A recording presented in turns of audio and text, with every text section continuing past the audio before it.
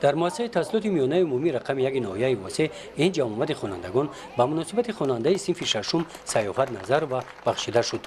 سیاحت برنده استیپندیای پرزیدنتی جمهوری تاجیکستان در سال 2015-2016 هم گردید. با این سیاست پیشگرفته اساسگزار صلح و وحدت ملی پیشوای ملت پرزیدنت جمهوری تاجیکستان اظهار میnnتداری بیان می‌نمایم.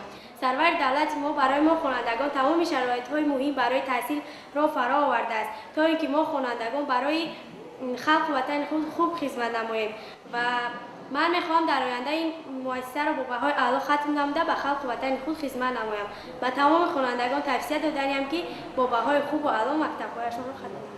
سیاحت نظر و در سال تحصیل امساله همه فن‌های تعلیمی را با بهای اعلی جنبست نموده است. با فن‌های زبان و ادبیات ذوق بلند دارد. در این موفقیت او سهم معلمان مکتب کلان میباشد. 26 نفر خواننده که در صنف 6 شیوه تحصیل میکنند، از اونها 3 نفر با بهای اعلی میخوانند و 10 نفر دیگر با بهای خوب و اعلی تحصیل میکنند و یکی از صنف‌های بهترین هستند. برای آنکه سیاحت برنده استیپندیای پرزیدنت جمهوری تاجیکستان گردد او بسیار مهنت کرده است. غالب آزمون ولایتی خط زیبا، دانویک و چندین آزمون‌های دیگر میباشد.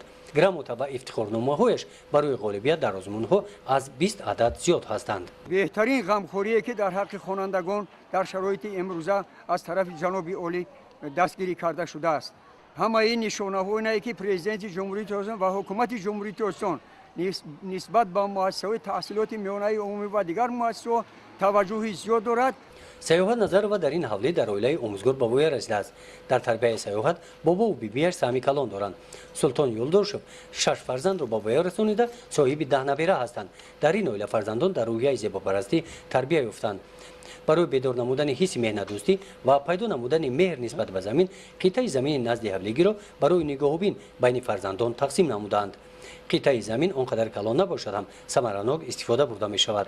ما زمین نزد حولگیمون رو در یک سال 3 مرتبه استفاده میبریم. خب 3 مرتبه حاصل میگیریم.